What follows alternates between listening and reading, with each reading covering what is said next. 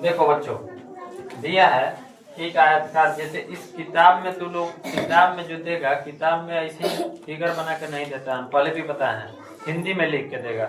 एक आयतकार पार्क का क्षेत्रफल है ना, एक आयतकार पार्क का क्षेत्रफल कितना भी दे देगा, और उसका मान के चलो कि परिमिति ज्ञात करना रहेगा, या तो लंबाई दे देगा या चौड़ाई दे देगा।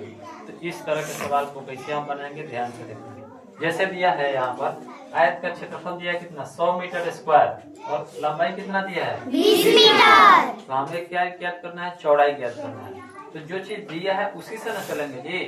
तो क्या दिया हमें, आयत का क्षेत्रफल दिया है और लंबाई दिया है, तो लिखेंगे आयत का क्षेत्रफल दिया है, लिखेंगे आयत का बच्चों क्षेत्रफल बराबर क्या होता है, ये तो पता ही है कि लंबाई गुणा चौड़ाई होता है। लेकिन आयत का क्षेत्रफल कितना दिया है, 100 मीटर स्क्वायर। 100 मीटर स्क्वायर दिया है, तो 100 मीटर स्क्वायर लिख लेंगे, कोई दिक्कत। अब बताओ आयत का क्षेत्रफल का सूत्र क्या होता है, लंबाई गुणे चौड़ाई बराबर 100 मीटर स्क्वायर। अब बताओ क्वेश्चन में जो दिया है लंबाई का मान कितना दिया बच्चों, 20 मीटर। 20 मीटर। लंबाई के स्थान पर 20 मीटर रख लेंगे पूरे। चौड़ाई का मान है नहीं पता है, तो चौड़ाई के स्थान पर चौड़ाई रख लिए बी, और यहाँ पर 100 मीटर स्क्वायर। अब बताओ ये दोनों क्या चीज में, दोनों का कॉम्बिनेशन क्या चीज है, गुणा का है ना।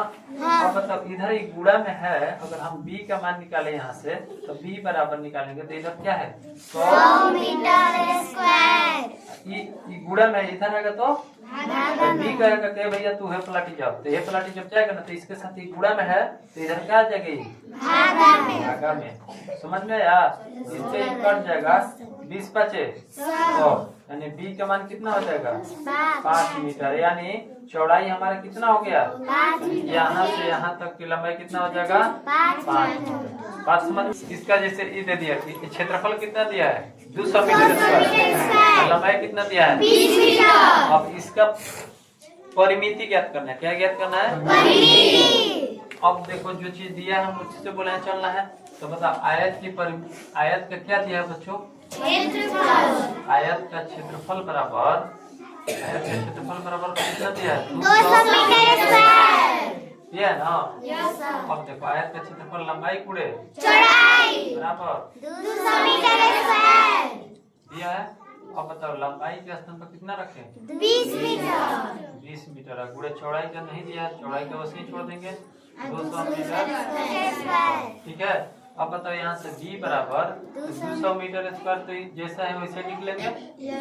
अब बाटा में कितना हो जाएगा 20 मीटर, इसको इससे घटाएंगे तो 10 मीटर स्क्वायर था, तो मीटर को बच जाएगा, इसका मान कितना आ गया 10 मीटर। यानी इसका मान कितना आ गया 10 मीटर। यहाँ से यहाँ 10 मीटर हो गया। अब बताओ हमें क्या ज्ञात करना है, आयत की परिमिति। तो बाबू तू लोग को पता है कि आयत की परिमिति बराबर क्या होता है 2 इंटू लंबाई का मान कितना है 20 मीटर। 20 मीटर, और प्लस चौड़ाई का मान कितना है 10 मीटर। 10 मीटर। अब बताओ 2 इंटू 20 मीटर और 10 मीटर 30 मीटर। 30 मीटर। ये जब कोष्ठ हटेगा ना, ये दोनों के बीच क्या आ जाएगा गुणा 30 दूनी 60 मीटर, क्या हो जाएगा 160। समझ में आ गया सबको, यस सर। कोई दिक्कत नहीं सर।